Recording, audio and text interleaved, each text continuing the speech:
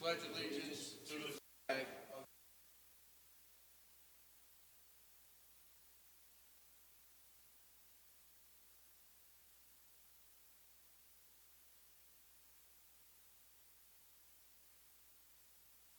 I just missed.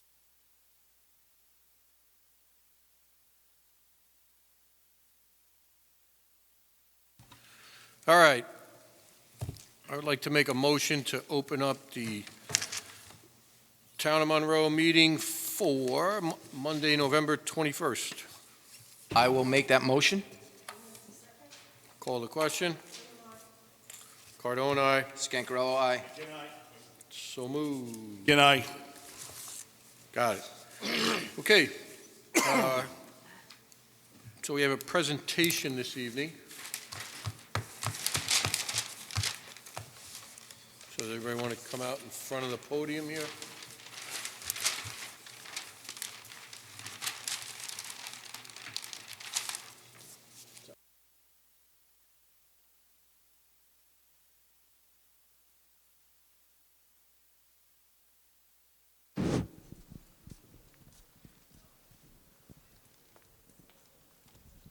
Would you lovely ladies like to come up here?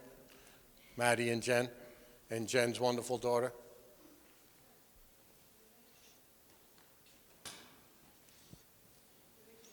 Stand right in the middle here. So on behalf of the Town of Monroe, we would like to commend you girls for being in business for 50 years.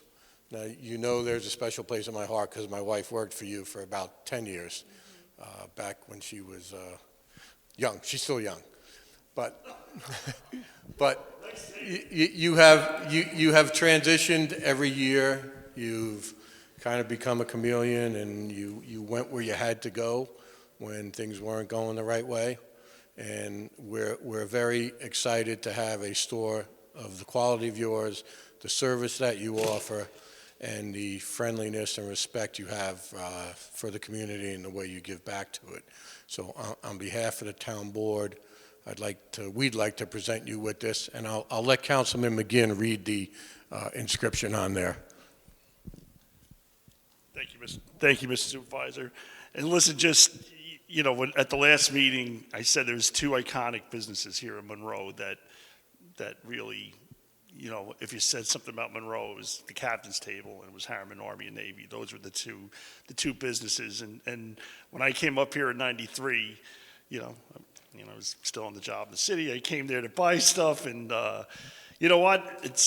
You've been able to change with the times, and you went into the formal wear and all that, and you've been able to do it all. And is there a problem with that? No. But no, in all seriousness, I mean, you really, my daughters have bought stuff there, but it's been, it's one of those businesses that we're happy to have, and you've withstood the big box stores and the malls and all the other madness. So congratulations, and here's to the next 50 years. So it'll be my honor to read this real quick. Thank you, Councilman Scancarello. The price of success is hard work, dedication to the job at hand, and the determination that whether we win or lose, we've applied the best of ourselves to the task at hand. With grateful appreciation to Harriman Army and Navy for 50 years of dedicated service and contributions to the town of Monroe community, November 2022. So congratulations, ladies.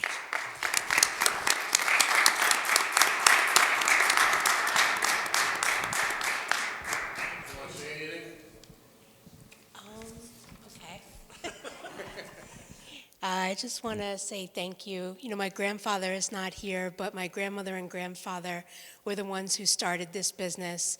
They started it in the 40s in the Lower East Side and Harlem, and this was the last of those stores. And, he built a substantial concrete foundation that we have today. And then my mom built on top of that, and she was able to give me the space to grow and build what I wanted to build on top of that. So, it comes from something. So I just want to thank my mom and my grandma and grandpa. And that's it. Thank you guys also. This is really beautiful honor.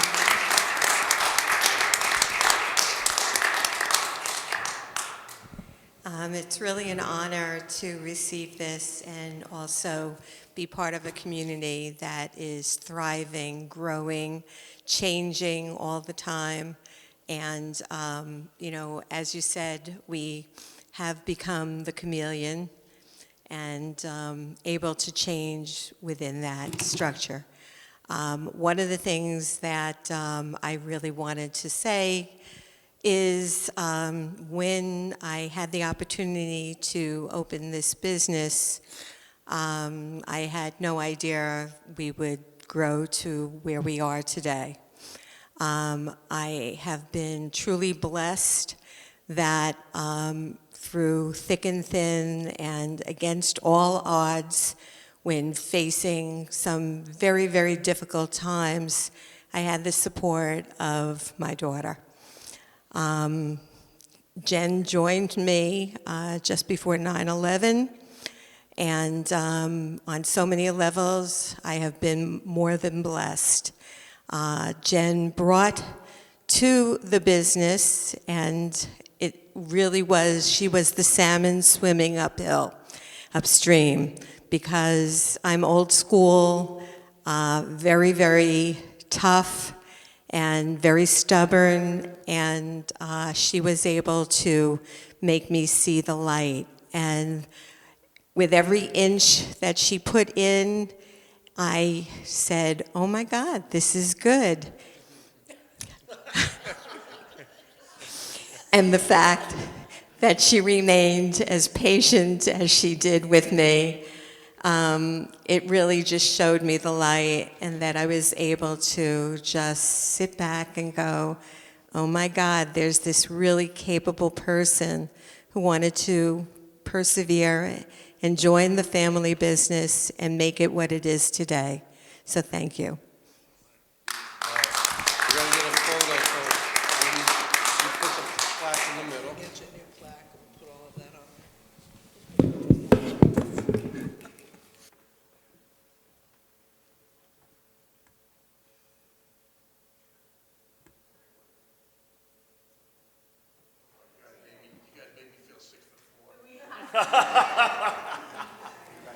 Congratulations. Yeah. All right.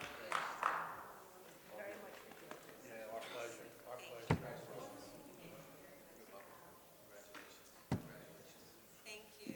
Congratulations.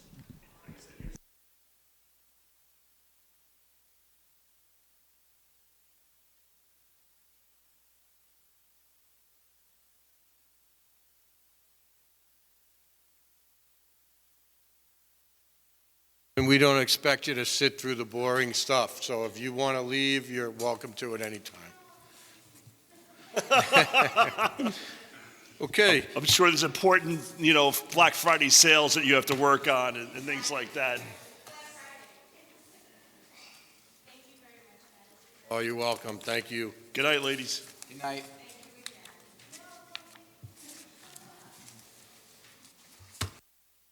Okay, next up is the, good night, ladies, have a good evening, happy Thanksgiving. Thanksgiving. Jenny, do you want the paper to cover that?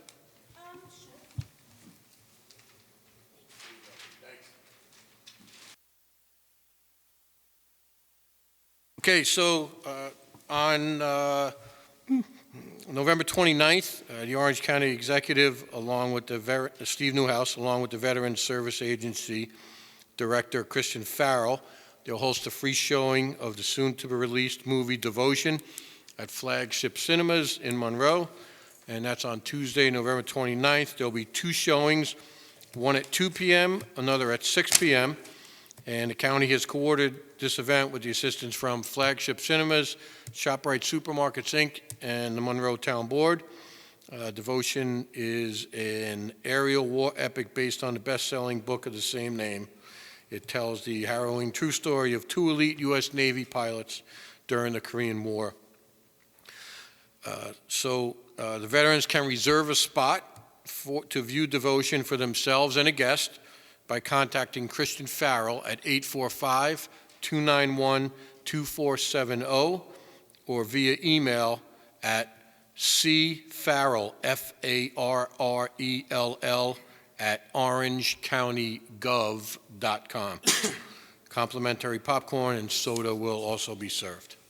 So thank you to the county executive for always staying on top of these type of events. Next up, Sal, you want to discuss the meet and treat at Town Hall? Sure. Meet and treat is December 3rd, Saturday, at Town Hall from 2 to 5 p.m. We will have dessert vendors, caroling, some market-type vendors, as well as Santa will make an appearance from 3 to 5 p.m. So bring the kids, bring everybody, come down to Town Hall that day, December 3rd, 2 to 5 p.m., and Santa is 3 to 5 p.m. Okay, thank you. Next up is the Toys for Military Tots drive that we're having. That's for the Children of Orange County Disabled Veterans. Sarah Pastorella, Master Sergeant, will be representing the children of New York Air National Guard who have parents deployed or stationed at Stewart Air Force Base. This is done by WTBQ. It's their 7th annual toy drive. We already have a great start. In Val's office, there's one full box, so we're really pushing it over the next 2 weeks because these unwrapped toys for those ages, baby through 12 years old, have to be in by December 10th so they can coordinate. And they're also accepting wrapping paper donations as well. So, Supervisor, can I That's just add one other community event? sure. Excuse me, it's the annual Teddy Bear Drive.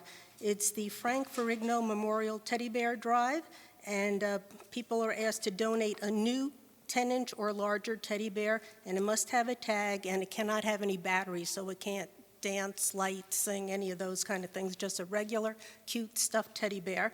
And the teddy bears are being collected for the special needs children, the Rockland Children's Psychiatric Center, and local hospitals' pediatric wards for children spending Christmas in the hospital. The drop-off location is American Legion Post 488, located at 532 Lakes Road, Monroe. And you could also drop them off here. I spoke to Jim Ferrigno. That was actually on my agenda. I added it.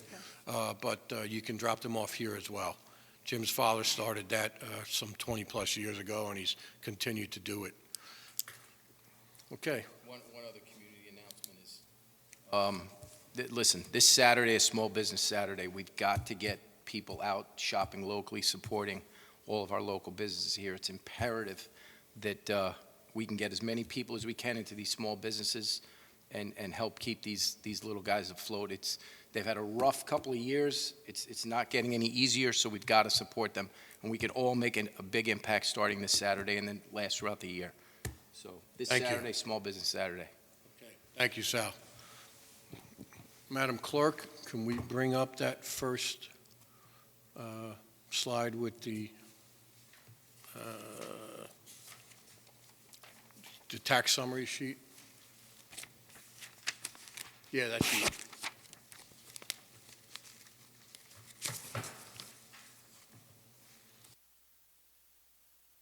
Is it maybe enlarge that a little? I know it might be hard for folks.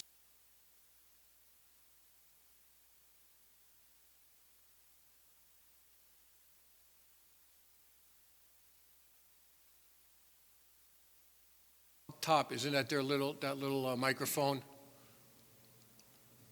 Not microphone, magnifying glass, not microphone. Just click on the plus up there, Brian. Not in, Yeah, right there. Yep.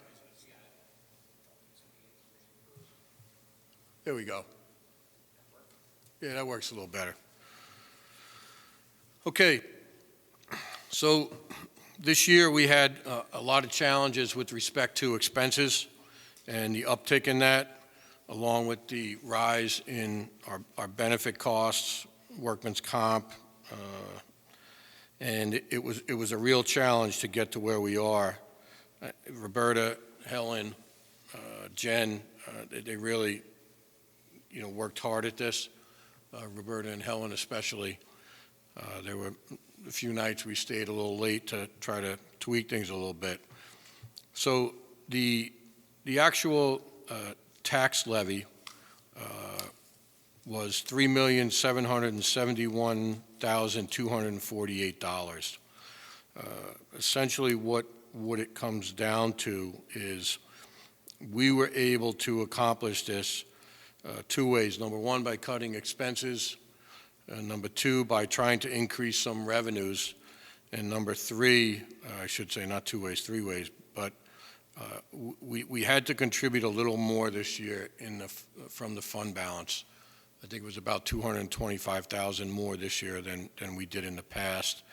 And it's a little troubling, I guess, to have to do that, but in order to stay below the cap, that was really the main avenue that helped get us there. So we're under the cap. If you go down second to last row, in second to last row of boxes, we're under the cap by $7,907.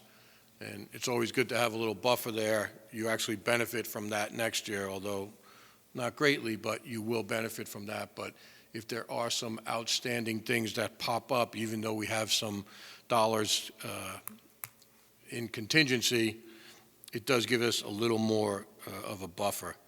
Now, the levy was 3.87% over last year's levy, but that is attributed to the fact that we receive multiple increases based on what we had left over, sales tax. What else, Roberta?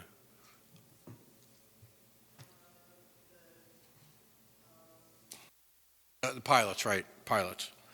So that said, bottom line is on a home, so if you go to the next slide, on a $100,000 home in the village, you're looking at a 0.87% increase from last year to this year. I'll hold up till we get that slide up there.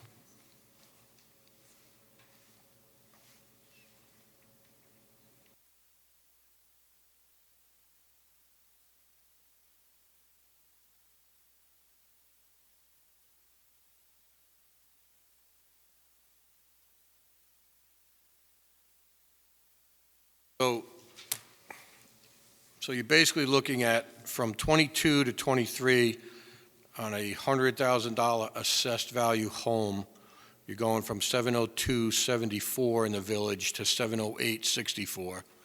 And in the town, you're going from $1,040.52 to $1,143.84. Now, these are round numbers because we only went out 2 digits.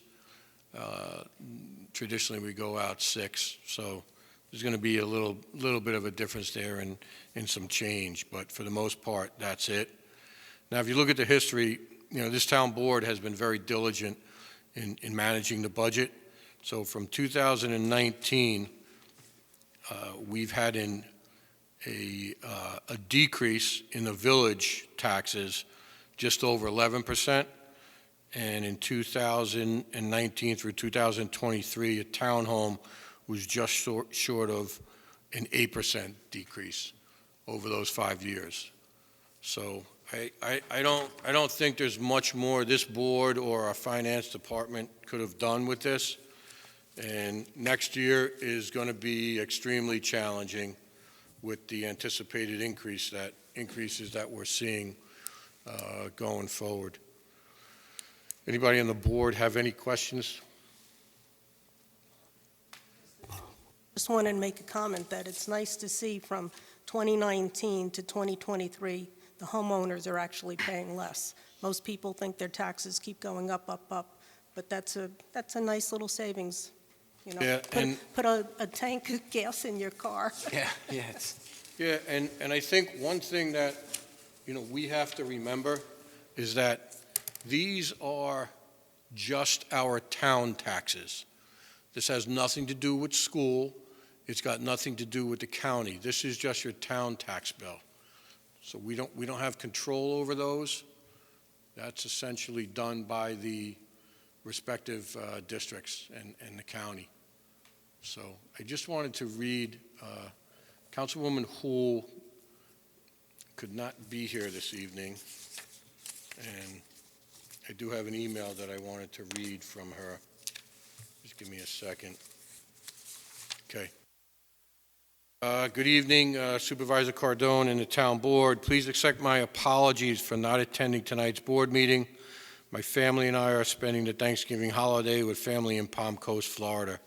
Our thoughts and prayers are with the family whose home was damaged by a fire. I am sure our community will come together to make sure their needs are met. I have read through the budget, and while I cannot vote to approve it due to my absence, I would like to express my approval and satisfaction with the fiscal conservatism and responsibility that was used to create a budget that protects our residents. I'd also like to welcome our newest Ethics Board members, Jack Collins and Larry Lezak. Thank you for volunteering. They'll be approved later in the meeting. There is so much for each of us to be thankful for, and I wish the board and our residents a happy Thanksgiving. Best regards, Dory Houle. So that said, Dory did want to call in tonight, but under the guidelines that have been lifted, where we were able to do that in the past, she would have not been able to vote. She would just been able to listen. She couldn't have commented either. So that said, Roberta, anything you wanted to add with respect to the budget? No? All right. Do you have a percentage of what our benefits in totality went up approximately? Was it like just Don't have an actual number from the state for the health insurance, which is our biggest benefit cost. We're calculating a 7% increase. Could be less, probably will be more.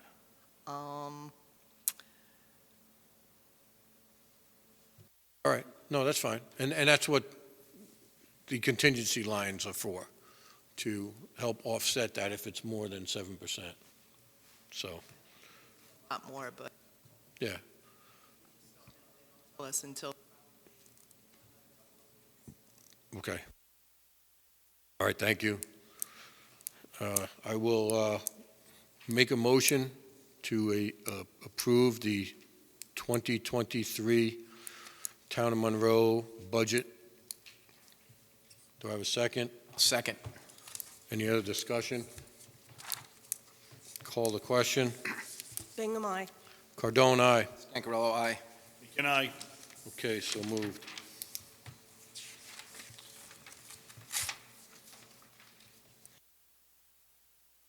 All right, I'll make a motion. Hey, just congratulations to, and thank you for the hard work, you and the finance office, Roberta, Helen, everyone that put into getting us to this point and keeping us under the cap. Good work by everybody. Thank you, Mike. Roberta, that means you can leave now. You don't have to stay. And listen, there was a lot of assistance that came from our department heads and all of our departments that helped us get to that point as well, understanding the difficulties we were in with this economy. So, okay, next up is item 4.2, which is a motion to open up the continuation of the public hearing regarding amendments to local law number 1, 2022 regarding short-term rentals. So we have some, we had a, Call to question?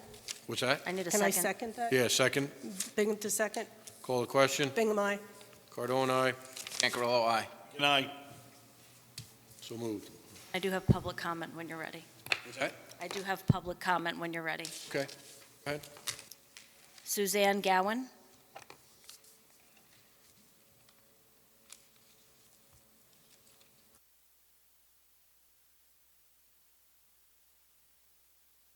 Hi, Just for the record, just state your name and your address. Ann Gowan, Ludlam Road, Monroe, New York.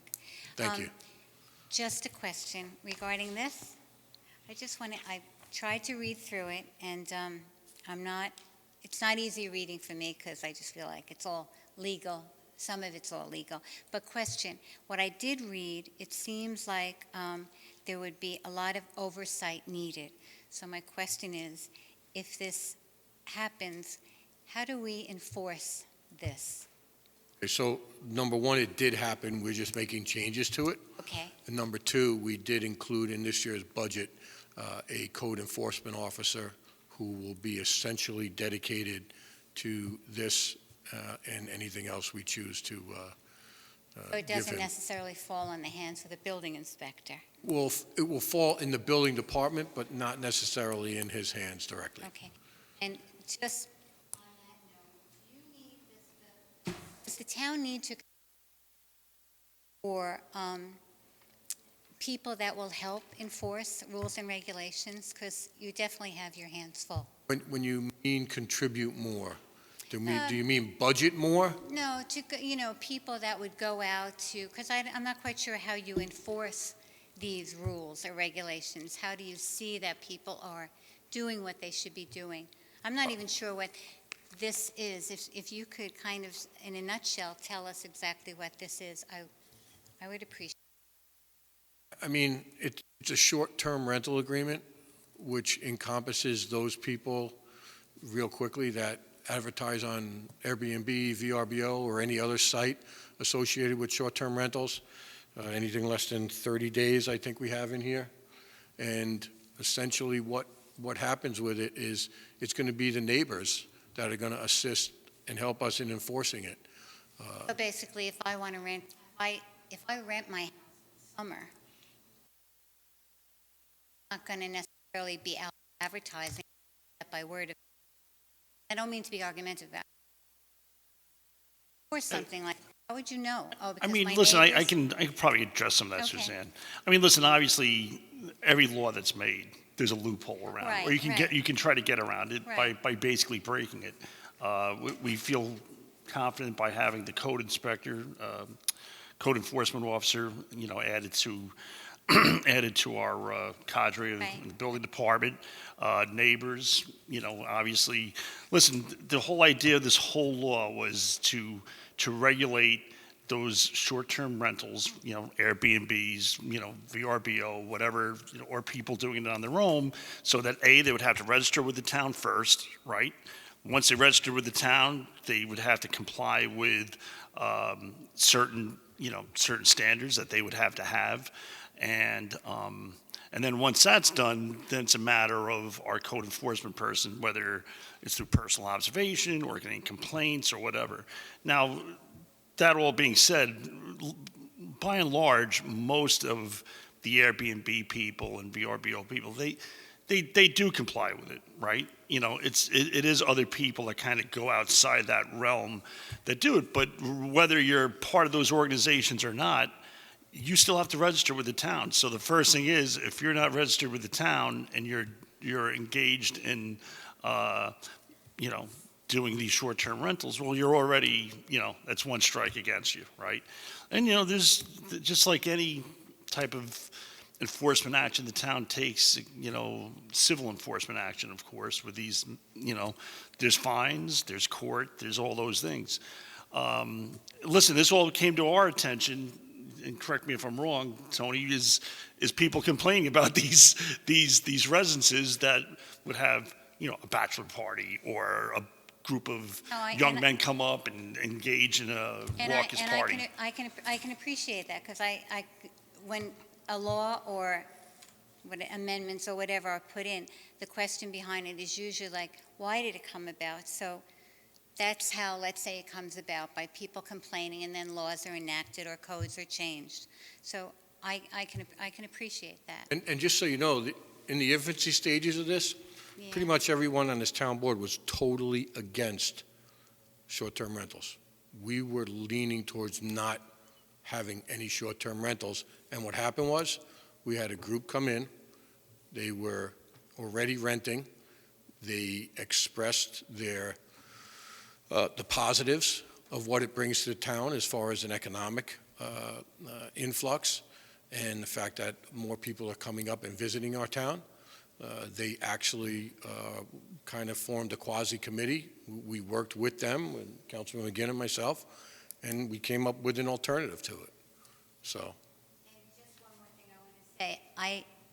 I'm just aware, now that I come to more town meetings, which is, it's important, but I would think, how would anybody know about these laws? I wouldn't think twice about, I don't think I would know this unless I'm here reading this. So how do people find out about that?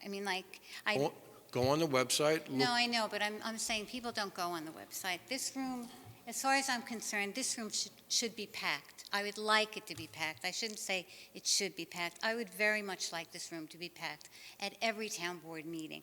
I don't want to be coming to all these town board meetings. I understand people have lives. What is, listen, I mean, we're going back and forth, which we traditionally don't do during public hearings, but what is your idea as to what you? I don't know, when something like this, as opposed to going on the town website, is there another way of saying you need, like a newsletter or something?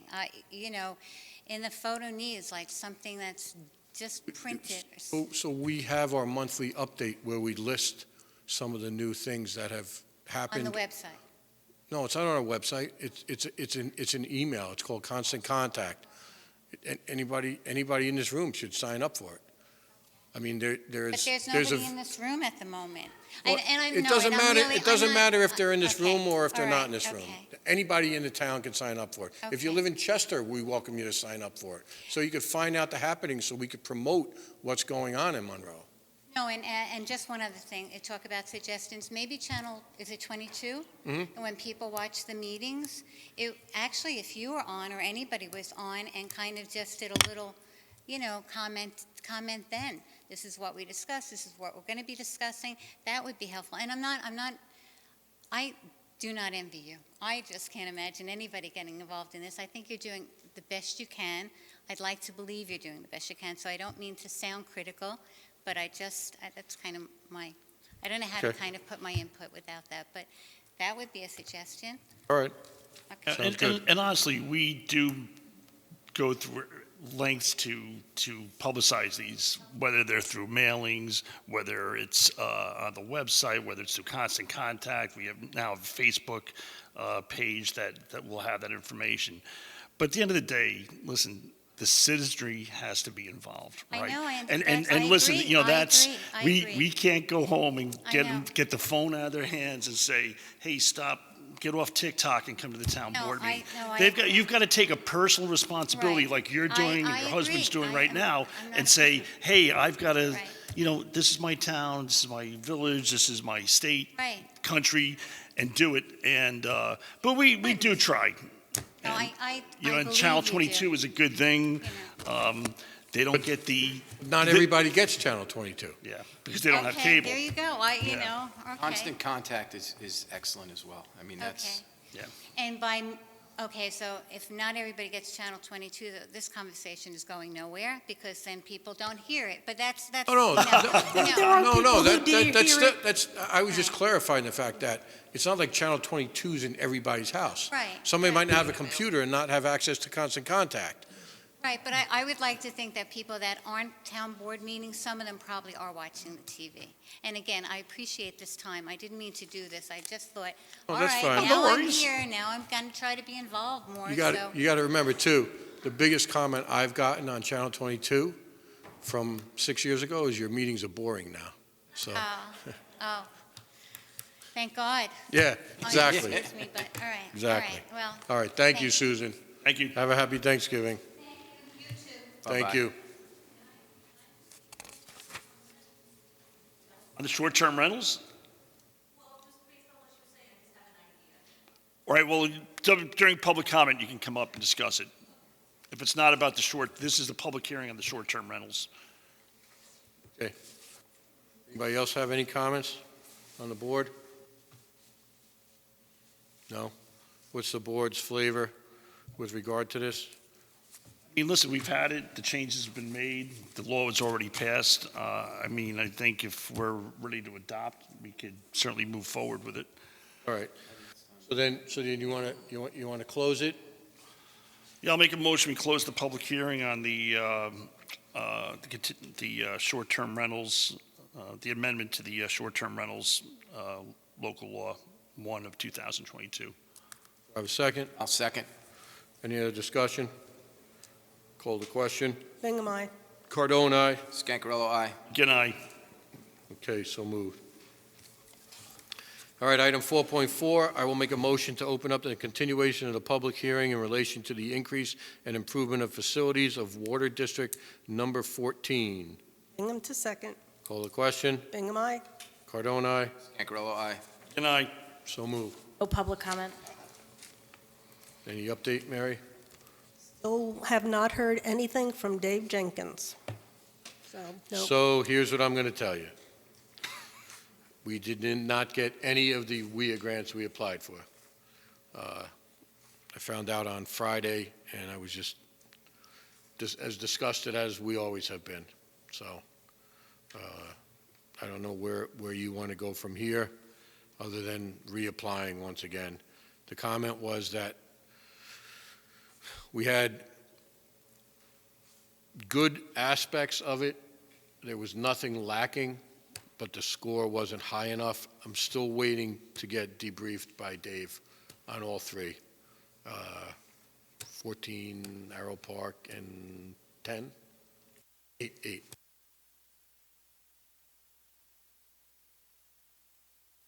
Well, I think it would be nice if you could reach out to the residents who were very interested in forming this water district and kind of get their opinions before we decide if we're going to pursue it again or keep the public comments, keep it open for another month so they have a chance to at least respond. All right, so I'll make a motion to keep open the continuation of public hearing in relation to the increase and improvement of facilities of Water District Number 14. I'll keep it open until January 9th. I think that's the Monday on the tentative, which we'll present at the December meeting for the scheduled meetings for next year. So I'll second it. you'll second it? I just want to make sure January 9th is the Monday. Yes. Because January, I think, 3rd will be our reorg meeting. Okay, so January 9th at 7 p.m. or immediately thereafter, seconded by Councilman McGinn.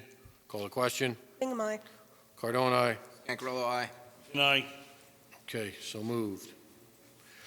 Item 4.6, I'll make a motion to open up the continuation of public hearing to consider the adoption of local law AV1 2022 to amend Chapter 57 zoning conserving the heavy industry zone, proposed amendments to the high zone.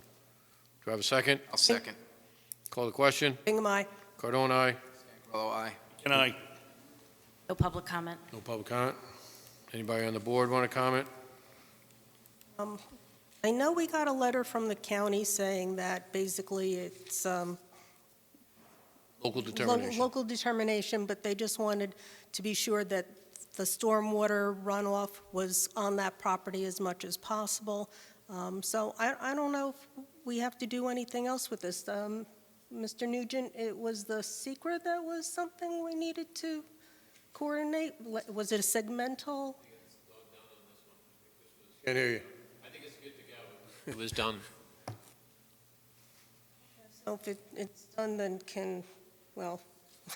I would suggest closing it, and we'll adopt at the next one. Okay. Want to make that motion, Mary, or?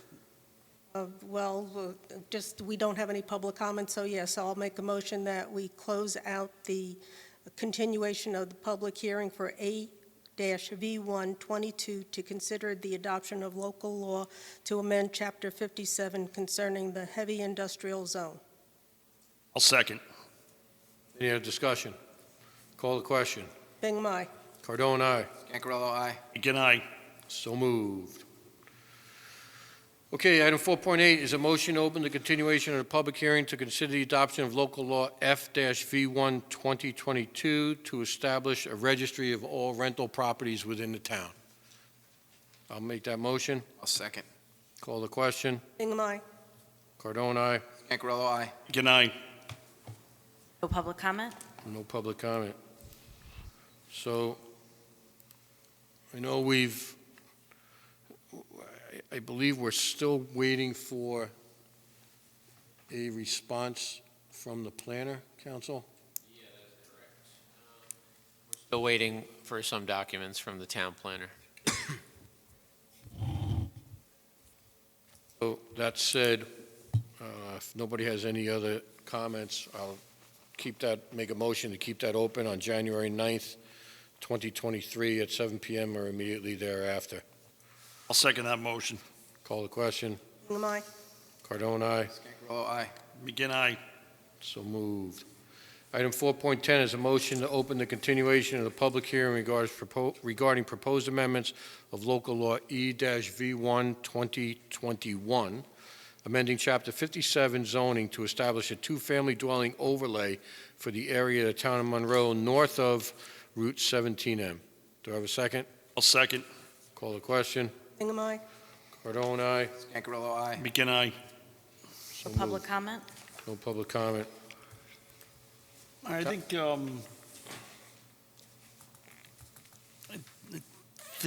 that, I know we got it back from the county. I think it's just a matter of maybe get the planning board and the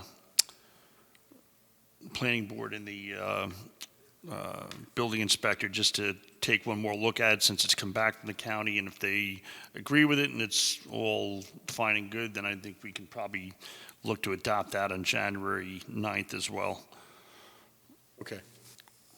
One question that was posed, Council, if you could just clarify.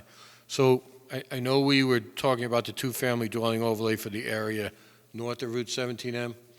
Would this include any areas within the Moodna district?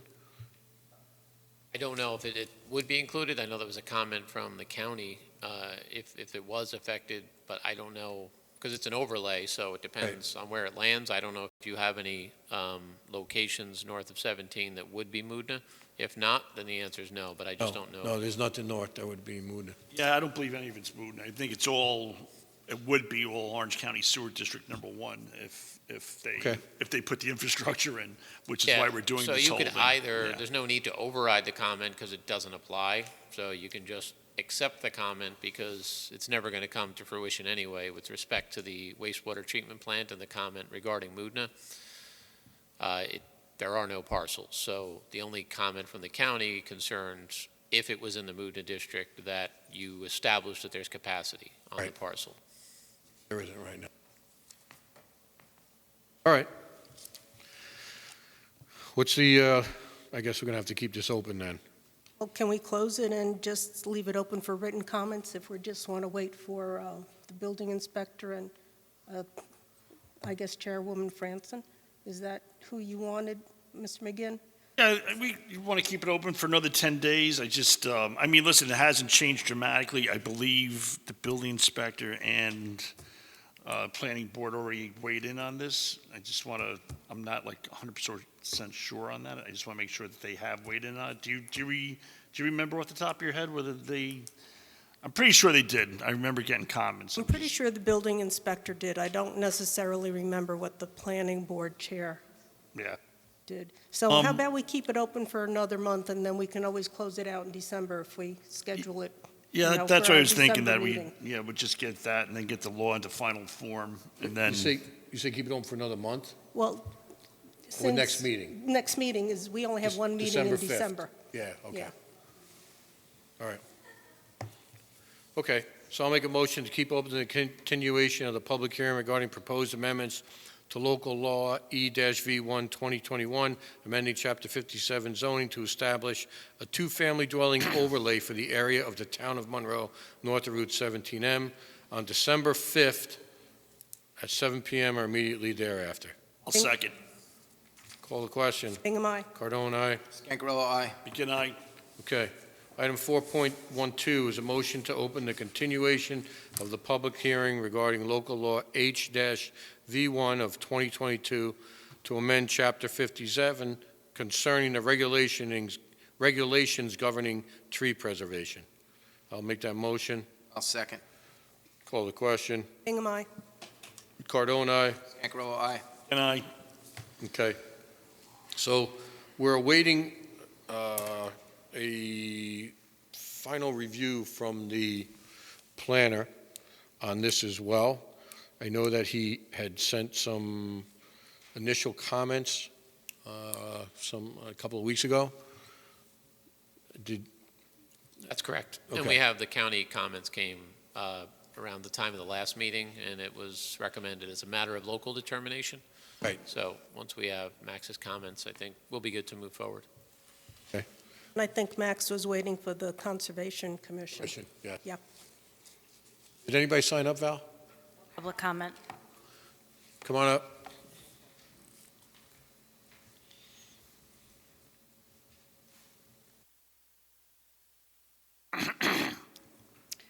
Yeah, so a lot of my comments. Name, address. Sorry. My name's Maureen Richardson. I'm a citizen of Monroe. I don't have to give my specific address, do I? You could just give the road. Oh, Harriman Heights. Basically, there's a couple different issues on the table when it comes to tree preservation, where I know you guys have heard from another resident on Hallett Drive, who has an interesting situation with 40 acres being completely wooded. And Preserve Monroe basically had the opportunity to tour that property, and it was really interesting because he invited out, I think it was someone from SUNY ESF or someone from Cornell Forestry, and we walked the property basically with a volunteer arborist who gives recommendations on what they believe are the best practices, and I'm sure that you guys got the specifics from Keith, and I'm sure we'll send more specifics by email. Excuse me.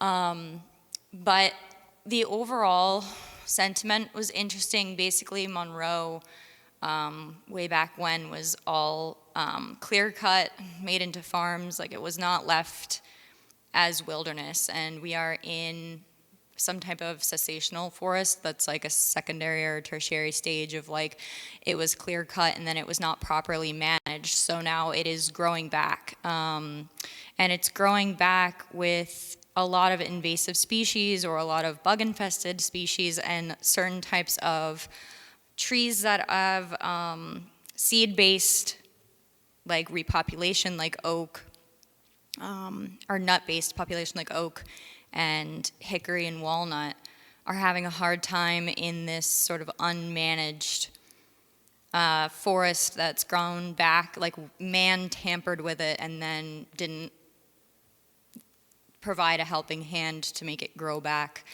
the way that nature sort of intended. So we intervened and then we left it to sort of grow out of control, and the comment from the arborist was essentially, or the forester, sorry, was essentially that to clear cut and intervene too much is evil, but then to leave it be the way that it is, to do nothing, can also be evil. And I know that it's a really difficult thing when people think that they are conserving by just having these extremely strict forestry laws and extremely financially sort of restrictive forestry laws, but I guess it's a completely different part of the code that we really need to examine when it comes to tree preservation, of how to balance the fact that we want to keep our oxygen creating life, right, like trees, and the nature and the forestry that we have here, but while also doing the best practices as recommended by, scientists, specialists, and experts.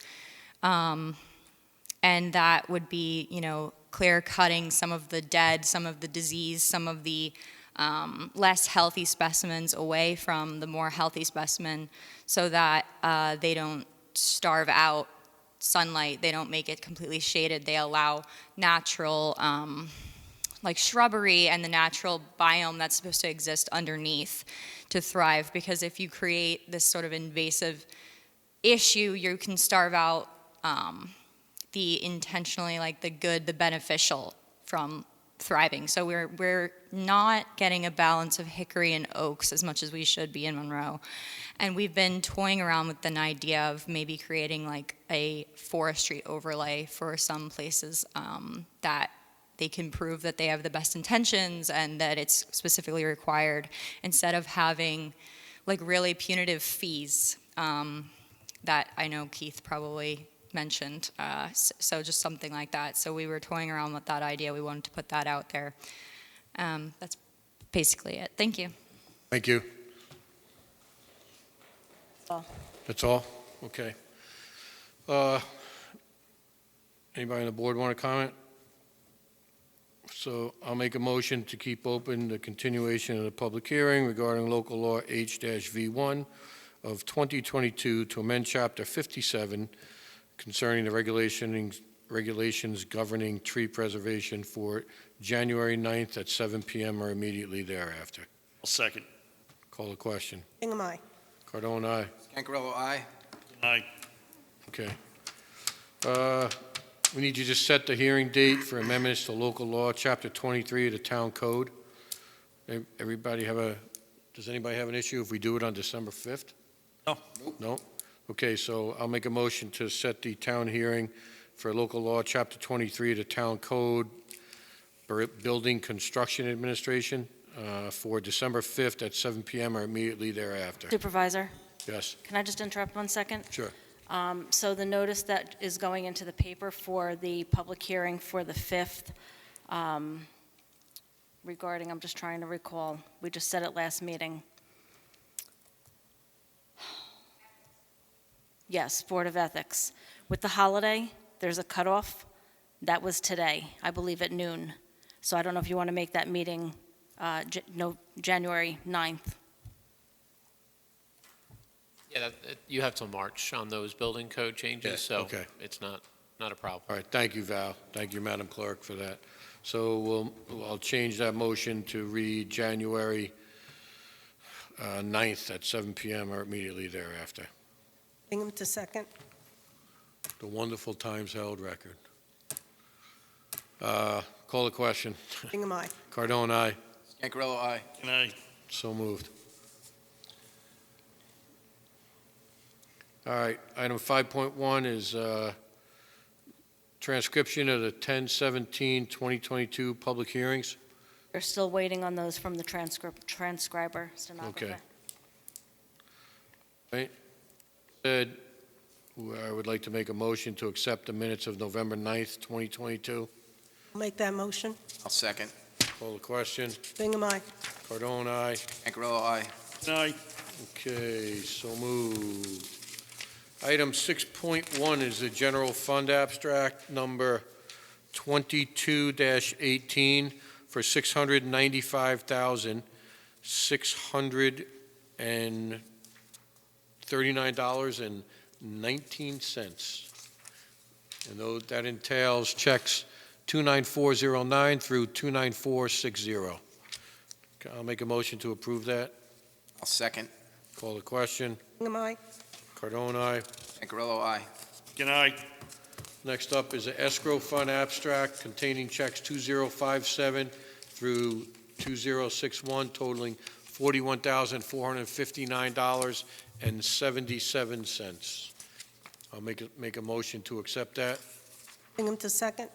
Call the question. Hingham, aye. Cardone, aye. Scancarello, aye. And aye. Okay. Next up are the Board of Ethics appointments. The Board of Ethics met last week. They actually had 3 applicants apply. One did not show up, so the Town of Monroe, be it resolved that the Town Board of the Town of Monroe appoints Jack Collins to Board of Ethics slot number 3 with an expiration of 12/31/2023. I'll make that motion. Second. Call the question. Hingham, aye. Cardone, aye. Scancarello, aye. And aye. So moved. And then be it resolved that the Town Board of the Town of Monroe appoints Lawrence H. Lezak to the Board of Ethics, slot number 7, with an expiration of 12/31/2023. Do I have a second? Bingham to second. Mary Bingham beat you. That's fine. We both know Judge Lezak. So. Yep. Call the question. Bingham, aye. Cardone, aye. Scancarello, aye. And I, Okay, so moved. Really appreciate the willingness of them to serve and put their time on the line for the town of Monroe.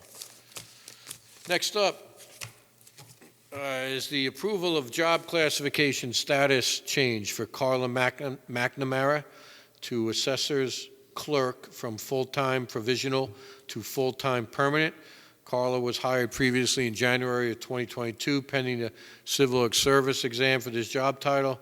As a result of the exam and canvassing results, Carla qualifies for permanent status appointment. I'll make that motion. Bingham to second. Call the question. Bingham, aye. Cardone, aye. Scancarello, aye. and I. So moved. Item 7.3, dial-a-bus surplus for from 2013. Any comments there? Or? Just yet, could you? I think it's time that it gets surplused. It's been sitting for a while. It needs too much work put into it. All right, so I'll make a motion to surplus the 2004 dial-a-bus, the 2013 Ford dial-a-bus, plate number BE6293, and the VIN number is 1FD FE4 FS1DD A85453. I'll second. Any discussion? Call the question. Bingham, aye. Cardone, aye. Scancarello, aye. McKenna, aye. Okay. Next up, DG Management, 310 Scunnamunk Road, Street Subdivision. I guess there was a discussion regarding the authorization for the town engineer personnel to witness the install of the proposed roadway within the village, proposed to be taken over by the town. And then there was also discussion for authorization of the supervisor to sign the MS4 acceptance form for the DG Management subdivision application for the applicant to gain coverage under New York State DEC stormwater permit. Anything? I think it's fine that we have McGooey Hauser Edsel oversee that roadway. They know our code, so I think that's very appropriate. And same thing with the MS4. I think it's fine that we authorize the supervisor to sign it, but I guess we'll have to do 2 separate resolutions. Yes. You need to get a task order from MHE? Yes, we do. Okay. I'll make the motion that we authorize the supervisor to sign the MS4 acceptance and request that MHE provide us with the task order to do the survey of the roadway. Final form approved by our attorney? Yes, Okay. Do I have a second? I'll second. they can do that and try to get that. Sorry. I thought we were still seconding for discussion. And if they could do that and get it, get that to them, get that back to us so they can get it done next month, that would be great. Okay. All right? So the And- resolution basically is for the supervisor to be approved to sign the MS4 today. Right. Okay, Right, and then the That's task order for them, we can do that next month. right. Well, I mean, if he can get the task order, did we approve that in I thought, what was the motion? Go through that again. Motion was regarding authorization for MHE, our town engineer, to witness the install of the proposed roadway within the village proposed to be taken over by the town. Now, obviously, there's going to be no cost to the town associated with this. There would be monies placed in escrow, and the developer would be responsible for that. But do we really need a task order then? If I the town's not? think Brian, I think we still need a task order. I said since the town is not paying McGooey Hauser Edsel, it's going to be the applicant. It's going to come from their escrow account. Do we still need a task order for Magui Hauser Etzel? Yeah, because they're still performing the work for you. And you're Okay. still ultimately responsible if they don't pay, which is why you have the escrow, to make sure that it comes out of there. Thank you for that clarification. You're welcome. So is that the motion you're making, Councilman McGinn? Yeah, no, what I'm saying is if do the task order and if approved and if in the form Why approved. don't we do this? All right. Why don't we do I'll ask MHE to provide us with the task order By December 5th. by December 5th, and Right. then we can approve everything then. And I'm just trying to, sometimes these task orders take a little while. I just want to make sure that they get it to us without delay. Okay, All right? sounds good. Sold. So moved, okay. All right. Next item is the 2023 Agreement for Engineering Services. Maybe we could put a little pressure on them by saying I won't sign that until they give us the I task will order. definitely get them to, All right. yeah, they'll have it done the next day. Okay.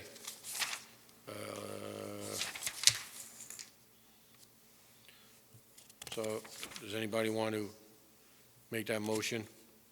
I believe there are actually 4 task orders related with this, if I was going through the document correctly, or there are more. I counted 4. I mean, I think it's all Well- part of the same, I mean, I know they have the sample task orders and everything else is in there. I mean, Brian, is this, Mr. Nugent, excuse me, is this all part of the same? Yeah, there's some of them Samples. there are samples that are included in there. We usually make this subject to our review because this is quite lengthy, but we've previously made changes to this agreement, so we just like to confirm that our changes are in this version.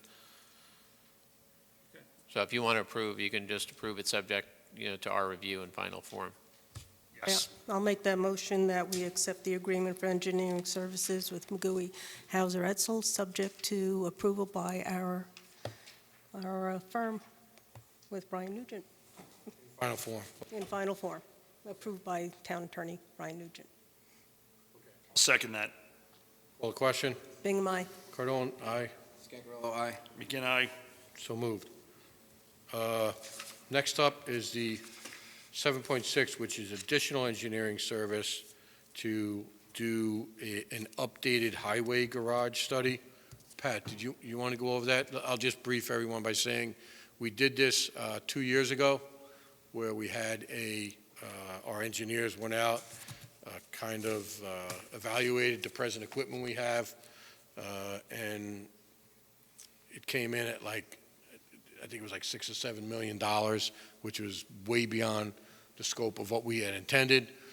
Pat came on board. He asked me if I said contact them, and I'll let you go ahead from now on. So I did a walkthrough with Magui Hauser and Etzel, 2 of their engineers, and I gave them some of my ideas for the garage, and we've cut it down to $3 to $4 million instead of the $7 million that was originally projected for the project. They liked some of my ideas, and the only thing we have to worry about after that is the main garage there, what we're going to do with the main garage. This is totally knocking down one of the buildings and putting up like a 25-bay garage and putting offices and break rooms that we don't have for the men, making it more comfortable for them when they're spending 30 hours, 36 hours there. That was a big concern of mine, to make them comfortable there and feel like they're welcomed at the highway garage. But we still have to worry about the center garage that can be probably dismantled, and maybe instead of that big huge thing in the middle of the parking lot, putting in like a 2-bay garage and utilizing the wash bay that's in that building, and saving a lot of money doing it this way. So that's what I come up with. And the projected cost for that was $7,500 for the study. So, I'll make the motion that we authorize MHE to do the engineering study for a cost of $7,500. I'll second. Question? Bingham, aye. Cardone, aye. Angarello, aye. And I, Okay. Listen, while we're on the subject of highway, I just wanted to ask everybody if you can keep the DPW supervisor of the village, Larry Dice, in your prayers. He was taken to the hospital over this weekend, and he's in critical condition. So please keep him in your prayers. Larry's a good guy. He's a dedicated worker in the village of Monroe. I know him and Pat have worked together really great. And he'd worked together great with John Sherney. So Larry's always one to promote anything that goes on in the village and the town. So please keep him in your prayers. Last item is 7.7, a resolution to handle a litigation. Council, do you want to explain that before we pass that? Yeah, this was a hybrid action filed. The town is somewhat peripheral in the litigation, if we should be in it at all, but it concerns a parcel in the village of Monroe that there's a dispute over whether a 1909 subdivision map created additional lots in the village.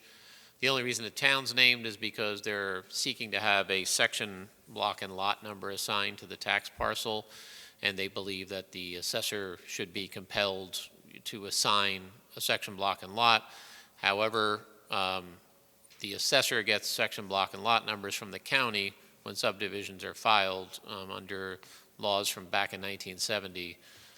It's part of the Assessment Improvement Act. The parcel numbers are assigned by the county. So we may see if we can enter a stipulation on this and just indicate that whatever the outcome, the assessor will follow. So I've had some discussions with opposing counsel, so we might be able to sort of have the town just standing by if the battle's really between the village and the petitioner. So this would just authorize our firm to represent the town in that matter, and that is the planned course of action right now. Have any questions? Nope. Okay.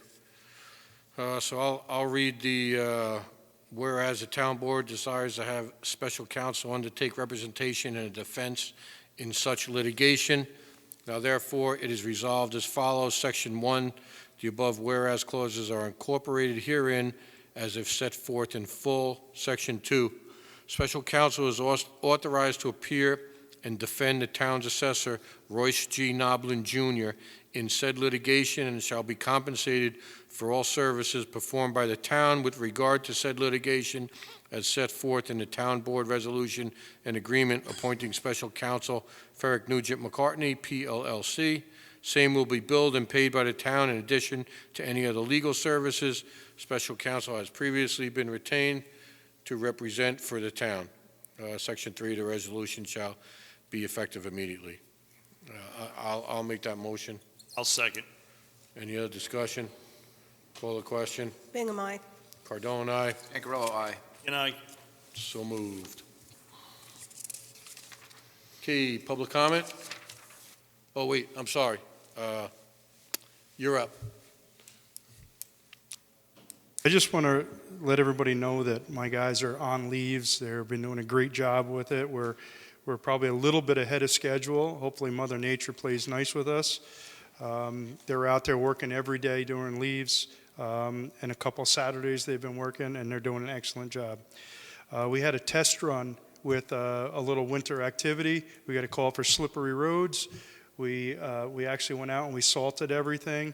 I'm asking everybody out in TV land and in this room to please make sure your cars are off the roads. I was knocking on doors because there were some tight areas for my guys.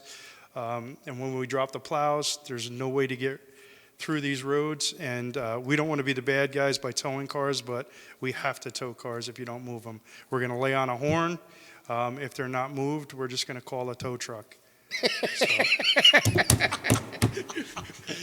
don't have to tell Bill Brown about laying on the horn. I know. Especially on High Ridge Road where I live, because he will lay on that horn at 3 o'clock in the morning and wake up Yes. the whole damn neighborhood. So that's what we're laughing about.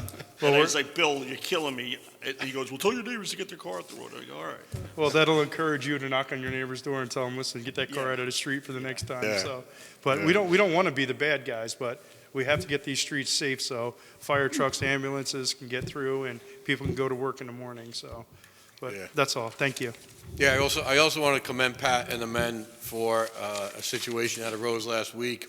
I got a call, there was a resident who had a tree company across the street from their house, and they were proceeding to take the tree down. They had notched it and started to cut the back, and the notch was directly towards the right front corner of their home.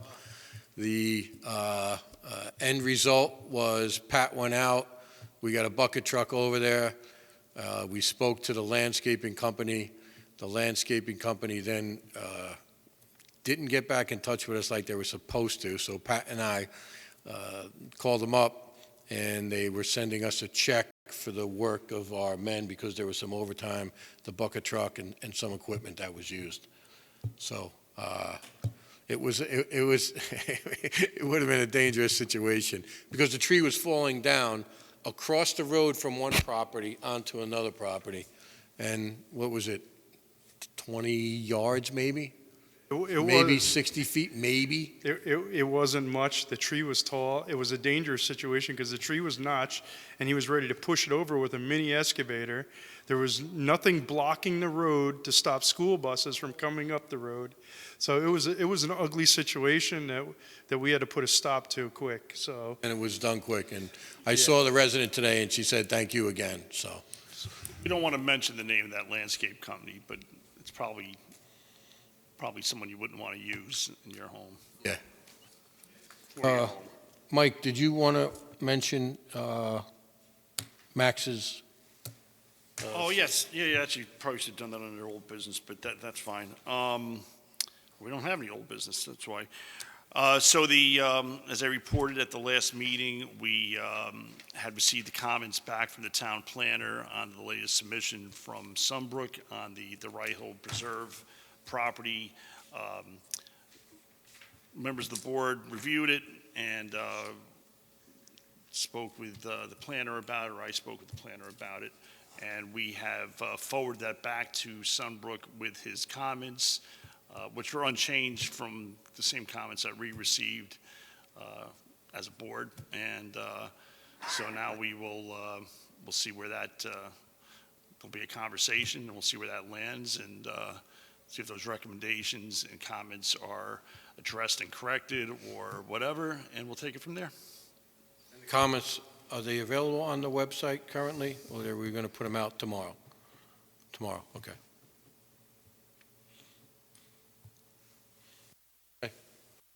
Public comment? So I don't know if she's here in the audience, but previously Denise Lasky had requested to sign up to speak. Oh, not here. So Carol Hawkshurst.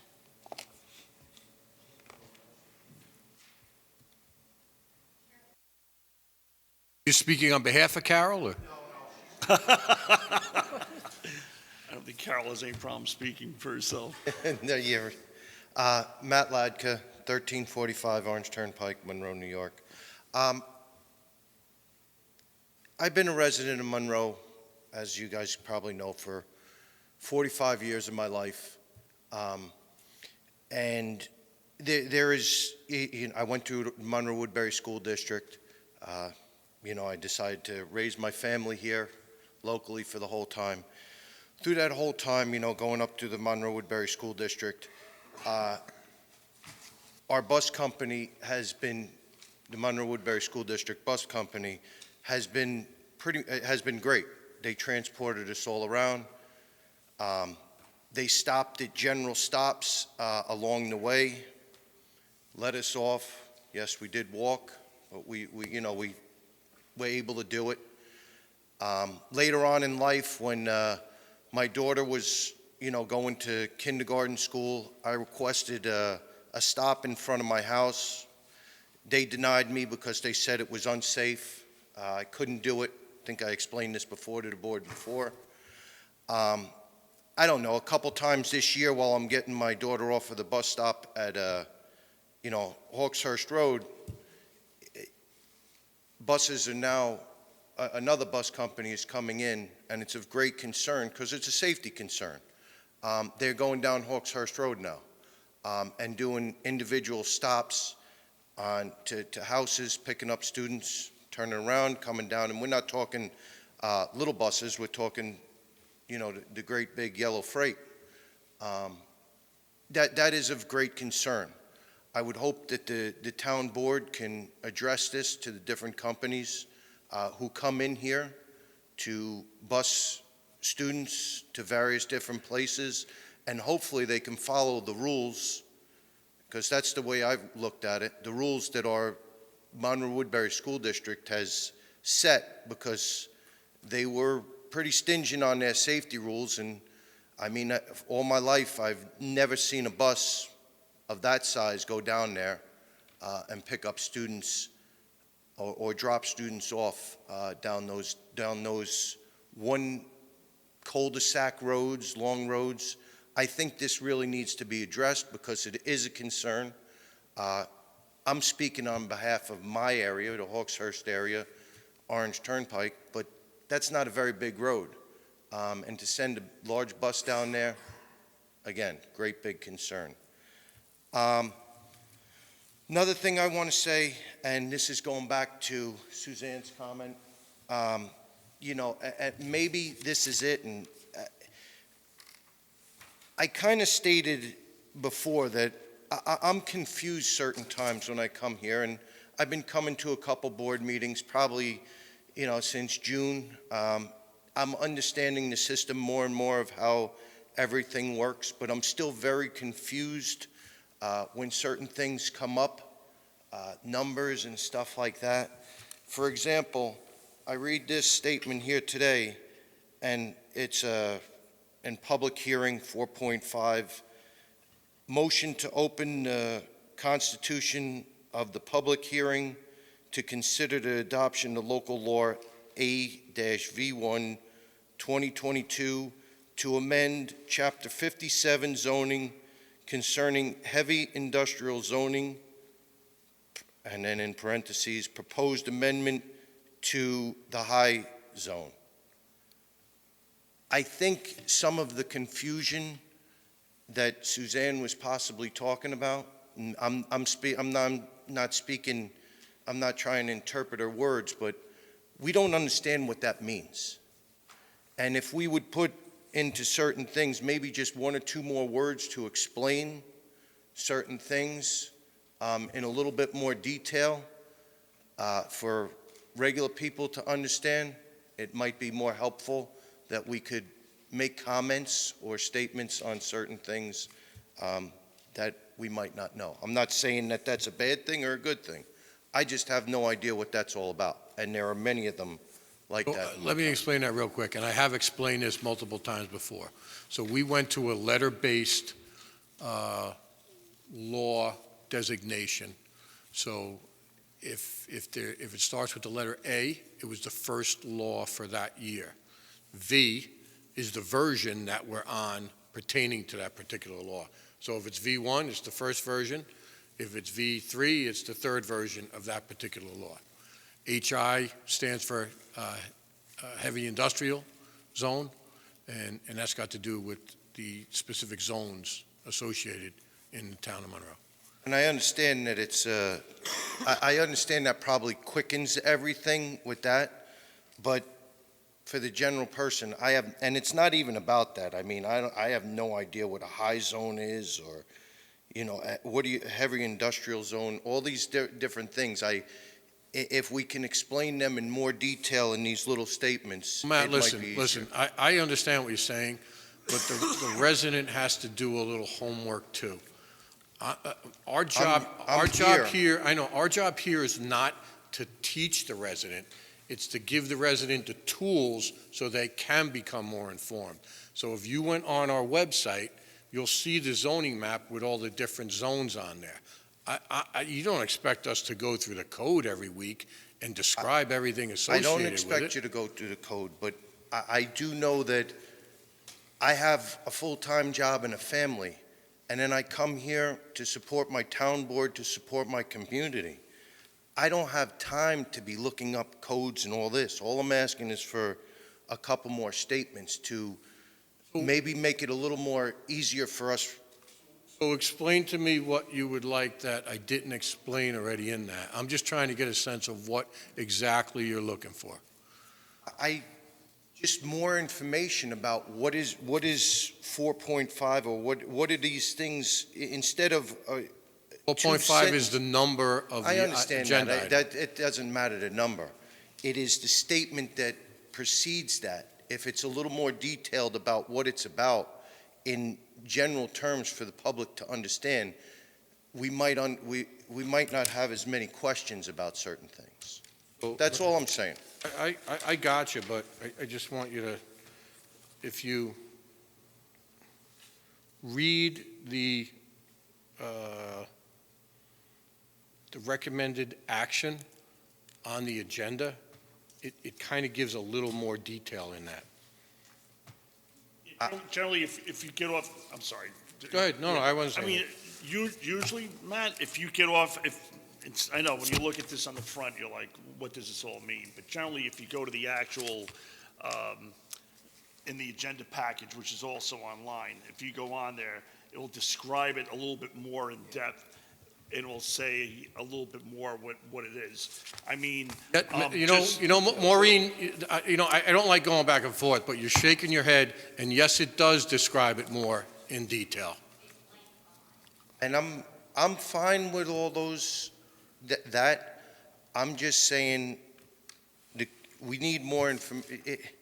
It's confusing to the general public, this. And again, I wasn't going to make a comment in this until I been to a couple board meetings. I thought maybe it would make more sense to me. I've been looking around it's still very confusing to me. That's all. All right, It's just I will do my best to add a little more into it. Okay, thank you. and That's listen, all I'm saying. it's certainly not done on purpose, Matt. I know it's not I done. mean, I'm there's just- so much material that we have to cover that it's like, if we put a full synopsis in of each action that we were taking, I mean, this thing, it would be like. It's just an observation that I'm Well, noticing. I get you. And I'm We bringing it to you understand, and guys. That's all. It's duly noted, and we take that under That's all I'm saying. consideration. We'll try to do what we can to make it a little bit more, descriptive, all right? I mean, as you guys have heard, our community is trying to find out what's going on with the town of Monroe, and, we don't have the Times Herald record, really. We do, but we don't. I agree with you. We have the photo news. It's tough to get out public messages. You say, we do mailings, we do this, we do that. This is really our only way to know what's going on within the community, is to come to these board meetings and to listen. But we don't understand all the time as a community what certain of these agendas are all about. That's all I'm saying. It's just an observation I'm noting. And So we're just- also available, too, to speak at any time. Our phone number's there, or emails. Well, we'd be on the phone all the time then, Yeah, but so that's, I don't want that's to our do job. that. That's what we do. I don't mind ever taking a phone call from you and trying to explain something. Neither does the supervisor. We all have councilwoman. full-time And jobs, too, I know so that, it's not like but- we're not, We're here for you guys. It's just an observation that it would Yeah. clarify a lot of things, I think. Yeah. And I'm not picking on that one law. I'm just bringing that or that one statement. I'm just bringing that as an example. So regarding the buses on Hawkshurst, Tony brought this to the attention of the state police. I think there was some reckless driving component to it that they are looking into.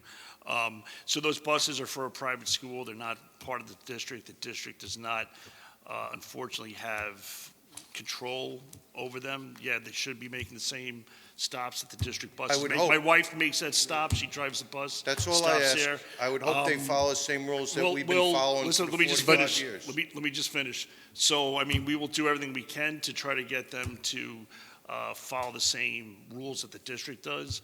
But state police is aware of it. They will look into any, reckless driving or speed or any other issues that these private bus companies are engaged in. All right? They were actually in touch with one of the residents who emailed Yeah. me on 11/4.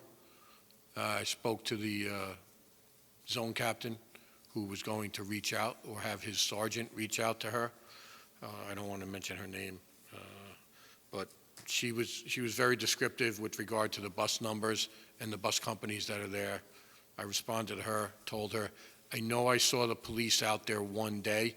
I don't know what transpired. I passed by and I saw them on the road. So, Again, it's, even with the police, it's hard with the police because we're patrolled up there by the state police. They're not always around in that area. They're They're responsible. limited When we too. tell them to come, they They're come doing the up. best they can, Yeah. but they're not always there. all right, thank you, Matt. Matt, one last thing, I just, like, if you could clarify for me, just so I know for my sake, the motion that you read regarding the HI zone, you indicated the word constitution. Can you tell me where it says that? It's continuation, it's not constitution. Continuation, I don't have my That's okay, I glasses just on. wanted to make sure it wasn't a typo. I'm sorry. No, That's no okay. worries. No worries. Thank you. Apologize. No problem. Next speaker? Carol Hawkshurst.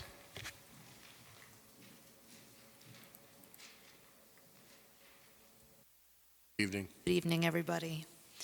To piggyback on what Matt was saying, you know, a longtime resident, as you know, of Monroe, my oldest brother, who is 60 years old, had to walk up and down, you know, to the bus stop. So had to walk all the way down to where Orange Turnpike is to get the bus. He's already made the point, but I just want to make some other points of that road. Measurement width-wise is, I don't think it's even like 20, 25 feet. It's something like that, which two vehicles, large vehicles, cannot be going this way and that way at the same time. You know, it's different when we talk about emergency vehicles going down there, because that's just like, hopefully once in a blue moon, as opposed to school buses going back and forth, ongoing up and down that road. It's very windy. Very little sight distance, and I was told, and I think it was probably by the person who lives on my road that emailed you, Tony, because she was a bus driver. She said the reason why also that there was such a concern is when you take a right out of Hawkshurst Road onto Orange Turnpike, the bus kind of has to swing into the other lane, and the way the corner, there's like a bad curve there coming the other way, could, you know, be fatal. And, you know, so I think there was that concern, and also even taking a left, of course, would be very concerning because of the sight distance. All right.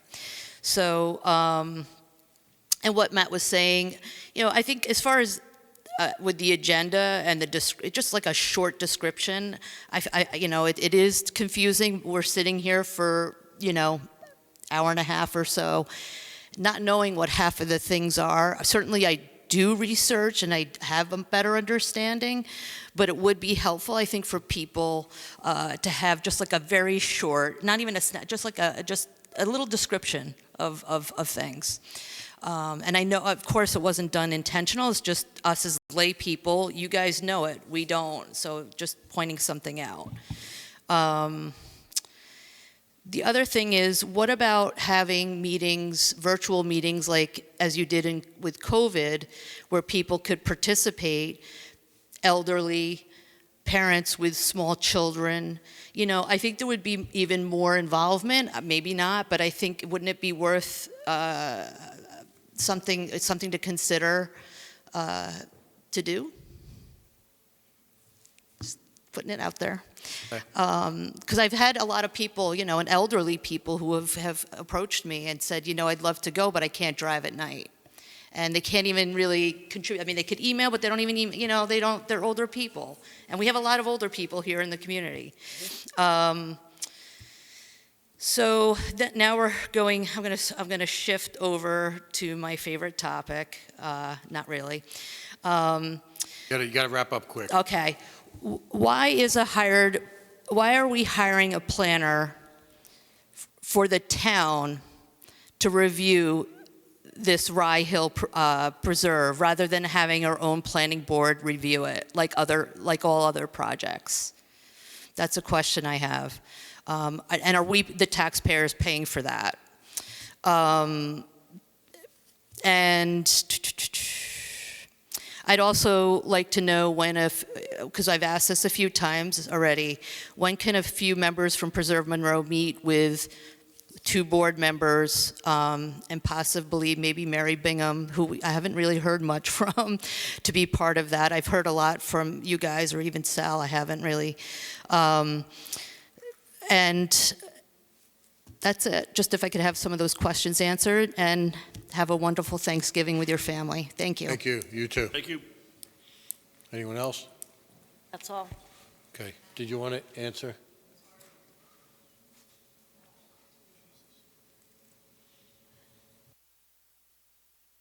Maureen Richardson, Harriman Heights. Yeah, there were a couple things I agree with. The accessibility issue, that Zoom would really help with that, especially if we're going to have 178 units, of senior housing. It seems like if we're going to have a senior center, and Rye Hill will also have senior housing, that, if they can't drive at night, that we need to be more inclusive as a community for that. And I know that, we have disabled and other community members who are very busy and who can't make it, so who might want to preview it on Zoom, and that other neighboring municipalities also have made that happen. So it's something to consider.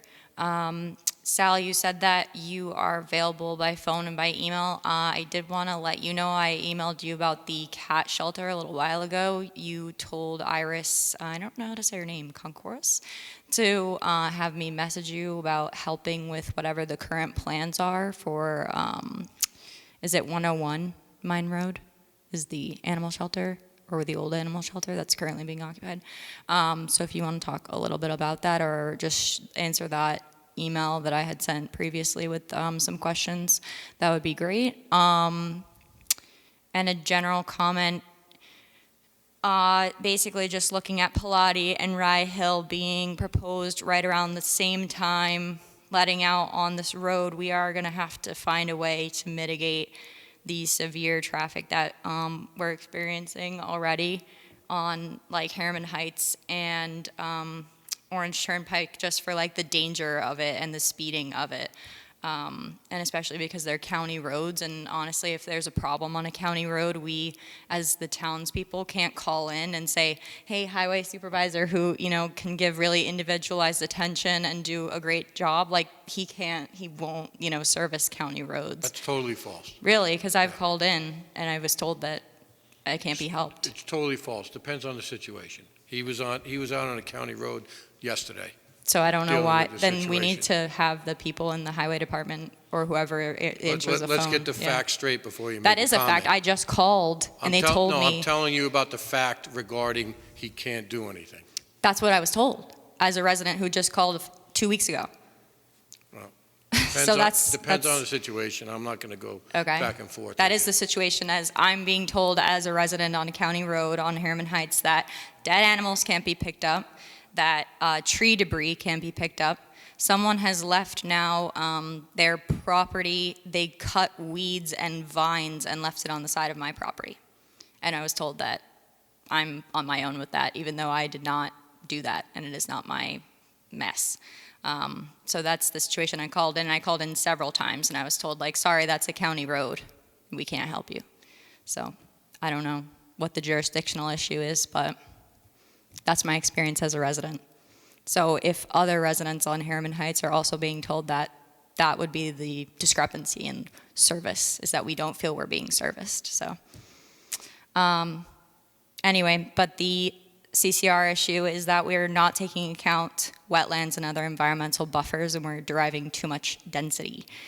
That's it. Thanks. Else?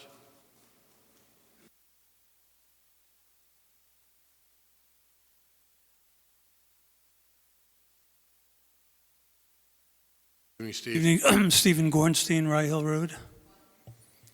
Just a note of something that happened before that I heard.